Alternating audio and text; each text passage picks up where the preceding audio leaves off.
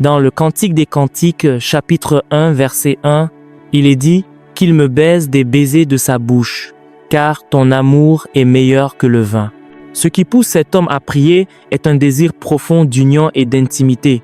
C'est l'amour qu'il a expérimenté de la part de son roi qui l'attire. Il n'a pas dit parce que tu as promis quelque chose, ni parce que je veux faire bonne impression. Il a dit que la raison pour laquelle il continue de demander, et le mot baiser ici n'est pas une expression sensuelle, il parle de passion, c'est « Enflamme-nous de tes feux, car ton amour est meilleur que le vin. » Il est allé plus loin au verset 3. Voyez ce que cet homme dit. Quand vous voyez des gens qui ont été baptisés par la prière, ils ne peuvent s'empêcher de magnifier Dieu parce qu'ils touchent au parfum du Très-Haut. Il a dit « à cause de l'odeur de tes bonnes huiles. Ton nom est comme une huile répandue. » Pour lui, le nom de Dieu est comparable à un homme qui se tient là, devant qui l'on ouvre un baril de parfum que l'on déverse entièrement. C'est la manière dont la fragrance s'exhale du parfum. Il dit que c'est ainsi que, lorsqu'on prononce le nom de Jésus, ce n'est pas un nom religieux. Jésus est comme de nombreux barils de parfum répandus.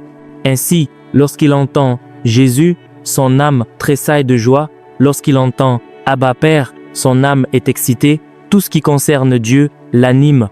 Il ne peut passer un instant sans prier car, alors qu'il marche au marché, il se souvient de Dieu. Quelque chose l'éveille. C'est comme une passion. Cette passion est plus profonde que celle que l'on peut éprouver pour une femme. Lorsqu'il entend parler de puissance, d'onction, de miracle, de miséricorde ou de Jéhovah, quelque chose se réveille en lui. Il ne se souvient plus qu'il est au marché ou au bureau. Pour lui, tout ce qui touche à Dieu est un parfum. Et vous devez répondre.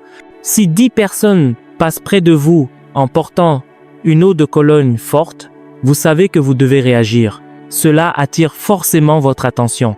De la même manière, l'attention de l'homme spirituel est captée par le jaillissement de la prière. Lorsque Dieu s'élève à l'intérieur de lui, la langue devient une fonction de la dimension d'intimité ressentie. Ce n'est pas quelque chose que l'on répète machinalement. Même si il prie avec son intelligence, la profondeur est une fontaine. Abba Père, toi qui habites la lumière, toi qui as créé le cosmos, le roi des cieux, toi qui montes sur les nuées, ô ta majesté. Allez lire les psaumes et voyez ce qu'est la prière. C'est une histoire d'amour, une union, une intimité qui dépasse la compréhension humaine. Un homme se lève et dit « L'Éternel est mon berger, je ne manquerai de rien. Il me fait reposer dans de verts pâturages. Il me dirige près des eaux paisibles. Il restaure mon âme. Quand je marche dans la vallée de l'ombre de la mort, je ne crains aucun mal, car tu es avec moi, ta houlette et ton bâton me rassurent. Tu dresses devant moi une table, en face de mes adversaires. Tu oins d'huile ma tête, et ma coupe déborde. Oui, le bonheur et la grâce m'accompagneront tous les jours de ma vie, et j'habiterai dans la maison de l'Éternel jusqu'à la fin de mes jours. C'est une communion. Imaginez combien, voyez les figures de style, voyez les expressions idiomatiques, voyez ce que cet homme puisait. Il l'a appelé berger, restaurateur de l'âme, protecteur, celui qui oint. Pourquoi recevez-vous ces inspirations? Parce que ton nom est comme une huile répandue.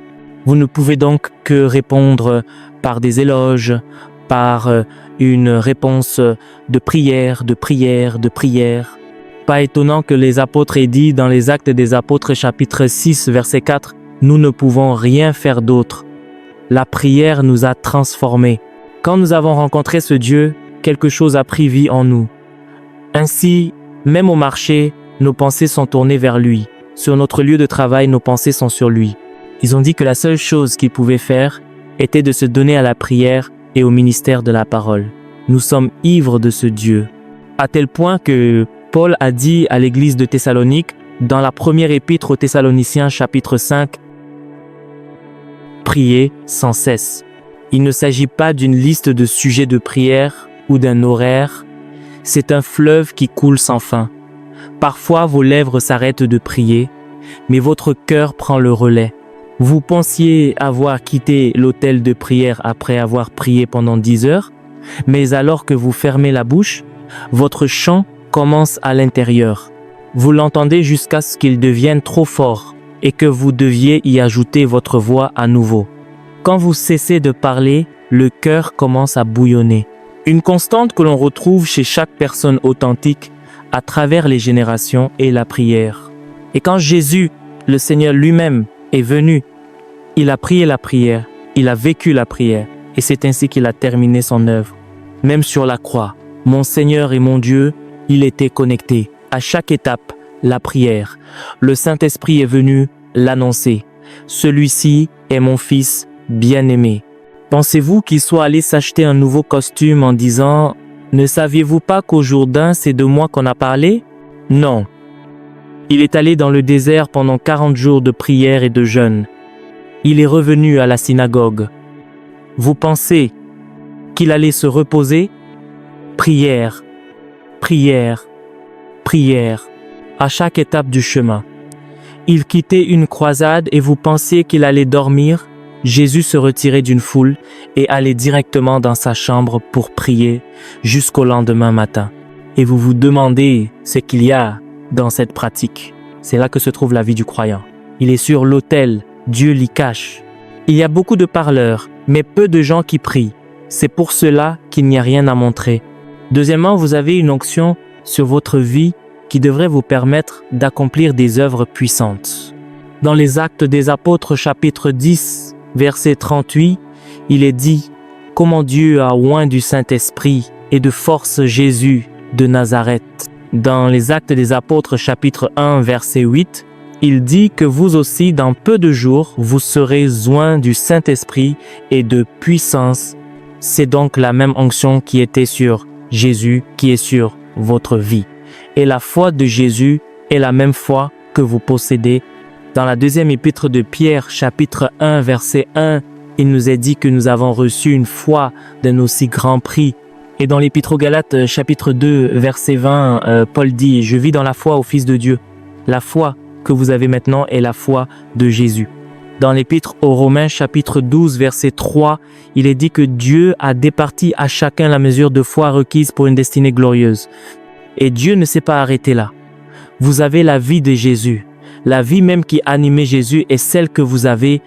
Il est dit, c'est le témoignage dans la première épître de Jean, chapitre 5, verset 11, « Celui qui a le Fils a la vie. » Et au verset 13, il dit « Je vous ai écrit ces choses afin que vous sachiez que vous avez la vie éternelle. » Vous avez la vie de Jésus, vous avez la foi de Jésus, vous avez l'onction de Jésus, vous avez l'esprit de Jésus. Vous êtes trop chargé de potentiel. Le défi est que vous n'êtes pas exercé. Vous édifiant vous-même sur votre très sainte foi et priant par le Saint-Esprit. C'est alors que vous saurez qu'il y a de la foi sur votre vie.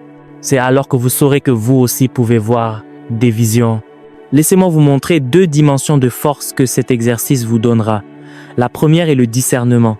Dans le livre de Jérémie chapitre 33 verset 3, il est dit « Invoque-moi et je te répondrai. Mais je ne me contente pas de répondre. Quand j'ai fini de te répondre, je t'emmène là où les choses sont montrées aux hommes.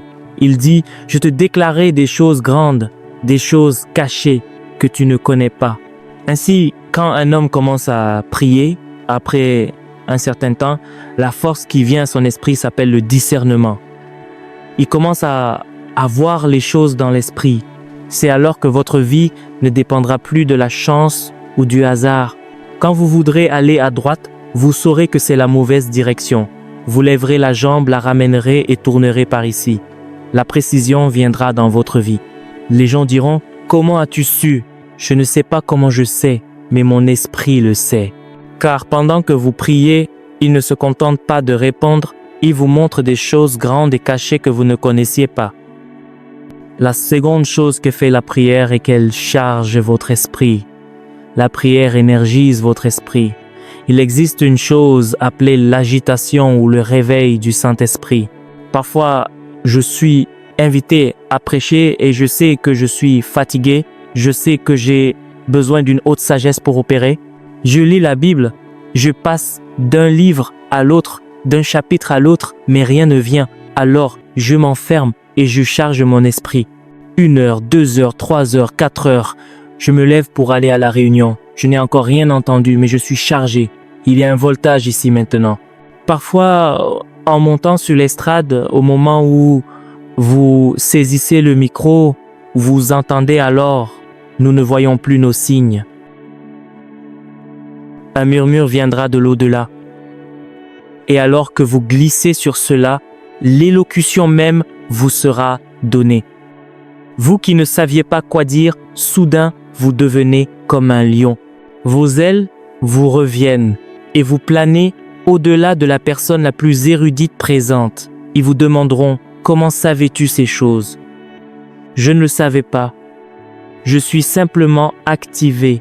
C'est cette force, cette activation qui vous portera pendant de nombreux jours.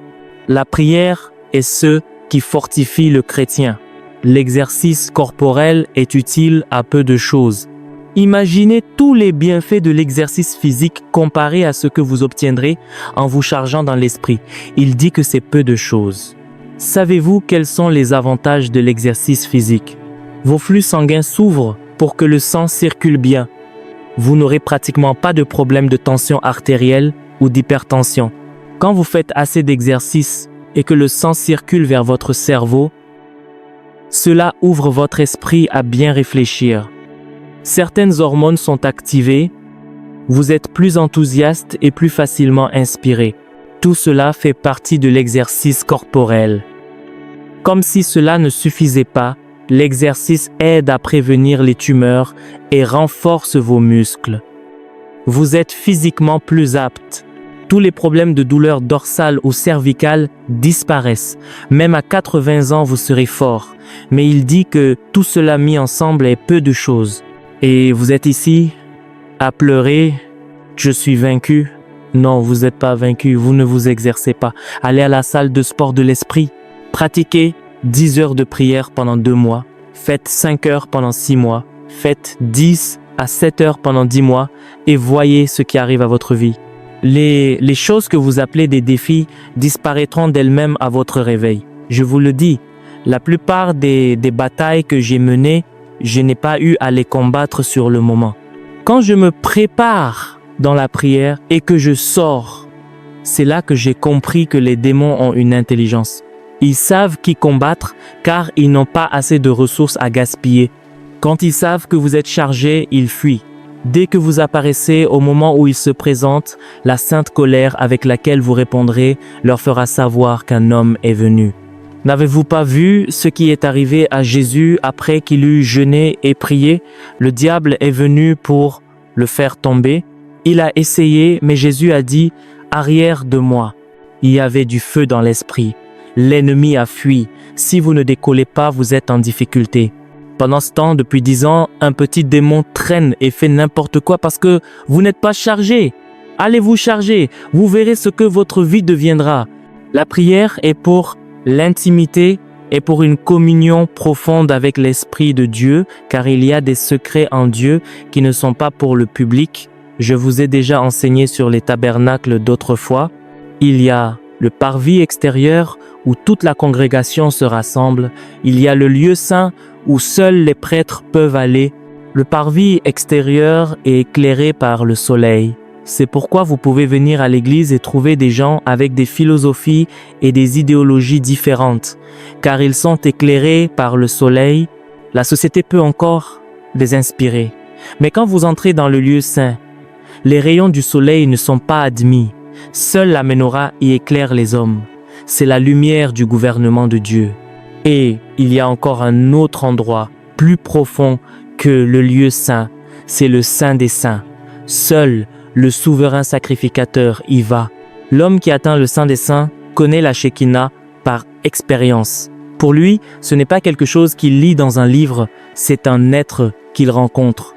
Quiconque veut grandir en Dieu et devenir la joie de nombreuses générations doit bâtir cette intimité par la prière. La déception de notre génération est de vous faire croire que parce que vous êtes dans une église de puissance, votre vie avancera. C'est de croire que parce que vous êtes dans une église prophétique, vous aurez une direction. Écoutez, l'apôtre, le prophète ou le pasteur peuvent faire beaucoup, Mais face aux défis dominants de la vie, c'est beaucoup et bien peu de choses. Que se passe-t-il quand 50 000 personnes se rassemblent et que vous voyez 200 personnes s'avancer en criant « Dieu, touche-moi ». Merci mon Dieu, c'est un mouvement puissant. Mais que représentent 200 personnes parmi 50 000? Statistiquement, c'est insignifiant. C'est pourquoi, tout en remerciant Dieu pour ce qu'il fait, vous devez insister, je dois voyager avec Dieu. C'est ce voyage que le psalmiste a entrepris lorsqu'il a dit « L'Éternel est mon berger ». Je ne sais pas pour Israël, nous sommes tous l'Ecclésia, mais pour moi, l'Éternel est mon berger. Pour moi, je ne manquerai de rien. Israël peut manquer, mais moi non. Pourquoi? Il me conduit dans les sentiers de la justice. Je marche avec lui, j'ai un parcours avec lui. Je le connais par expérience. Je vous ai cité le psaume 91. Voyez ce que dit la Bible. Je vais vous montrer comment Dieu devient un Dieu personnel et non un Dieu de congrégation. Il dit, c'est lui qui demeure sous l'abri du Très-Haut, repose à l'ombre du Tout-Puissant. Il dit, c'est lui car c'est un voyage individuel. Ce n'est pas nous, ce n'est pas eux. Celui qui demeure dans le lieu secret. Et voyez le verset 2. Il n'a pas dit « ils diront ». Il a dit « je dis à l'Éternel ». Le Seigneur est le Seigneur de tout le monde. Mais tout le monde n'a pas l'autorité de le dire ainsi. Je dis à l'Éternel, mon refuge. Il n'a pas dit notre refuge. C'est pourquoi 10 000 personnes peuvent être dans l'église et l'une d'elles n'a jamais connu d'affliction alors que 100 autres si. Parce que c'est pas nous dirons qu'il est notre refuge. Je dirais, il est mon refuge et ma forteresse. Et voici ce qui m'a époustouflé. Mon Dieu en qui je me confie. Quand vous commencez à voyager avec Dieu, il n'est plus seulement le Dieu d'Abraham, d'Isaac ou de Jacob. Il n'est plus seulement le Dieu de l'apôtre Mikou, il devient mon Dieu. Vous ne vous confiez plus seulement dans le Dieu d'un autre. Vous pouvez dire, mon Dieu, en lui je me confie. Et parce que il est devenu votre Dieu, vous pouvez définir les différentes dimensions de sa fidélité. Vous pouvez savoir que cette entreprise ne peut pas s'effondrer, pas seulement parce que j'ai cité un verset, mais parce que j'ai vu mon Dieu montrer tant de fidélité. Ce voyage d'intimité n'est pas pour une congrégation, il est pour chaque individu. Si vous voulez atteindre ce point où il devient mon Dieu, vous devez être prêt à voyager dans le lieu de la prière. Avez-vous vu ce qui s'est passé dans les Actes des Apôtres chapitre 3, quand Pierre et Jean sont arrivés au temple? La Bible dit que l'homme infirme était assis à la porte et quand il les vit, il leur demanda l'aumône. Pierre a fait une déclaration, regarde-nous. Il y a un endroit où c'est nous, mais il y a un endroit où cela doit devenir je. Et vous savez ce qu'il a dit? Je n'ai ni argent ni or. Il n'a pas dit nous n'avons ni. Il a dit je n'ai ni argent ni or, mais ce que j'ai, je te le donne. Il y a quelque chose que Dieu m'a donné à moi. J'en sais ce qu'il a, mais moi il y a quelque chose que j'ai. Et il a dit au nom de Jésus-Christ de Nazareth, lève-toi et marche. Il a soulevé l'homme et une force est entrée en lui parce qu'il y avait quelque chose qu'il possédait. N'avez-vous pas lu dans les Actes des Apôtres, chapitre 5, verset 15? Ils sortaient tous de la prière, mais la Bible mentionne l'ombre de Pierre. Elle n'a pas dit l'ombre des apôtres. Il y avait au moins 12 apôtres. Elle n'a pas dit que seul Pierre est sorti. Elle a dit que lorsque le temps de la prière fut fini, tout le monde est sorti. Mais on a porté les malades dans les rues afin que l'ombre de Pierre, et non celle de Barthélemy, ni celle de Timothée, ni celle de Matthieu, Jacques ou Jean puissent les couvrir. Et il est dit que tous ceux sur qui l'ombre de Pierre tombait étaient guéris. N'y avait-il pas 12 apôtres? Mais il y a cette chose appelée ce que j'ai. Il y a une onction générale donnée à nous tous, mais il y a un ce que j'ai personnel. Pour que votre vie compte, vous aussi devez avoir ce que j'ai. Nous avons vu plus tard que Jean aussi avait son ce que j'ai, car pendant que Pierre opérait des miracles, Jean excavait des mystères. Il a dit « Je fus ravi en esprit au jour du Seigneur » et il a vu.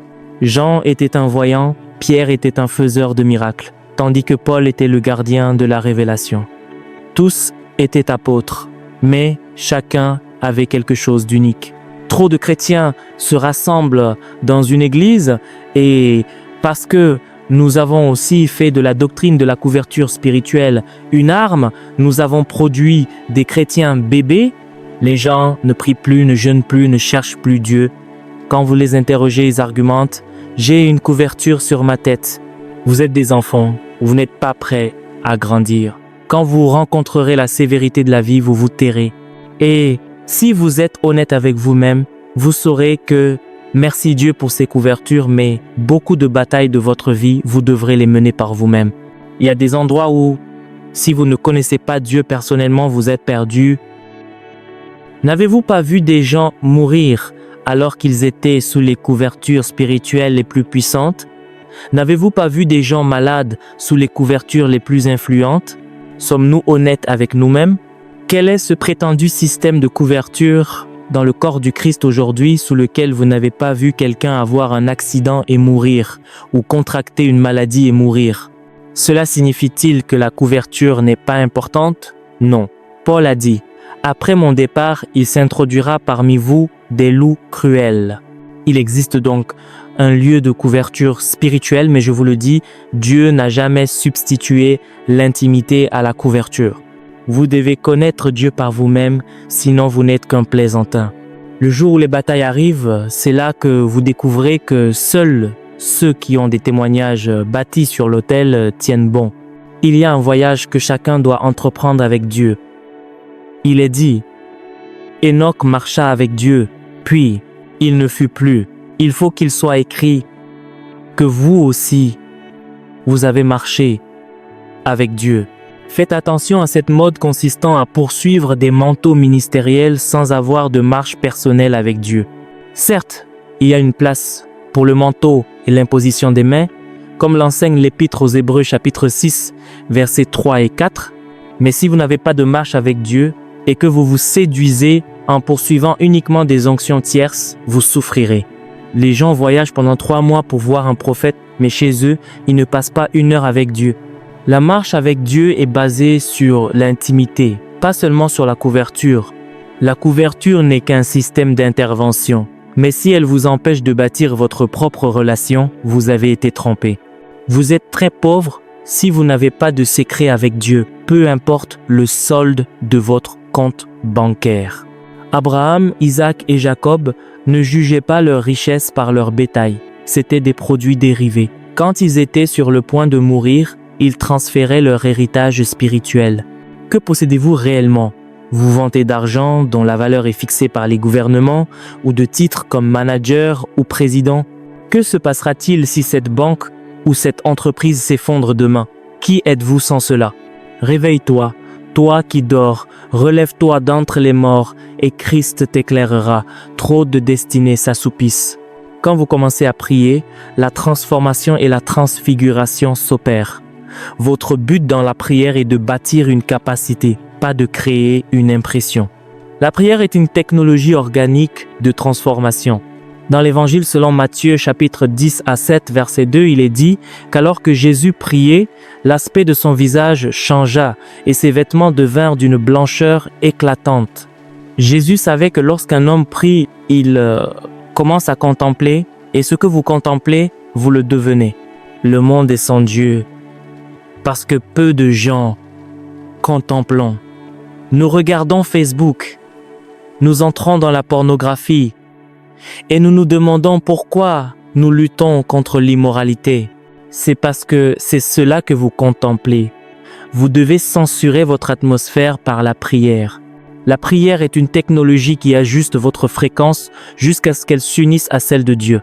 Pourquoi la prière est-elle cruciale? Parce que la législation et le litige spirituel sont impossibles sans elle. Le litige, c'est l'acte de sonder, de juger et d'imposer les lois de Dieu. La législation, c'est l'acte d'édicter des décrets dans l'esprit. Le diable veut votre mort. Il rôde comme un lion rugissant, cherchant qui dévorer. La raison pour laquelle certains d'entre nous sont encore debout, c'est que nous connaissons la voie de la prière. La prière n'est pas un drame ou une gymnastique, c'est un tribunal. Vous pouvez juger la maladie, juger le démon responsable et insister pour que la volonté de Dieu s'accomplisse. Si vous ne voyez pas la volonté de Dieu dans votre famille, c'est parce que vous n'avez pas commencé à l'imposer par la prière. Ne vivez pas à la merci d'un esprit. Christ nous a donné la victoire, mais vous devez l'exiger sur l'autel. Enfin, la prière vous permet de participer au monde à venir. Elle vous immortalise. Considérez Abel. La Bible dit que, bien que mort, son sang parle encore.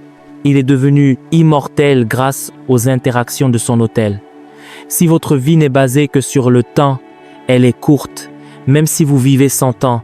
Mais les hommes de l'autel ne meurent pas. Ils restent pertinents pour l'éternité. Pourquoi Moïse et Élie sont-ils revenus parler à Jésus des siècles après leur départ? Parce que les transactions sur l'autel de Dieu sont éternelles. Quelle est la hauteur de votre autel? Quel est le poids de votre consécration? Malheureusement, beaucoup de chrétiens ne prient jamais. Ils souffrent de diverses afflictions parce qu'ils ont été mal enseignés ou enfermés dans des dogmes religieux qui ressemblent à de la sorcellerie. J'ai vu des gens mourir comme des poulets dans ma propre famille parce qu'on nous enseignait des choses erronées. C'est pourquoi j'enseigne avec cette agressivité. Tant de jeunes prophètes et apôtres potentiels sont aujourd'hui des bandits ou des toxicomanes parce qu'ils n'ont pas appris la vérité.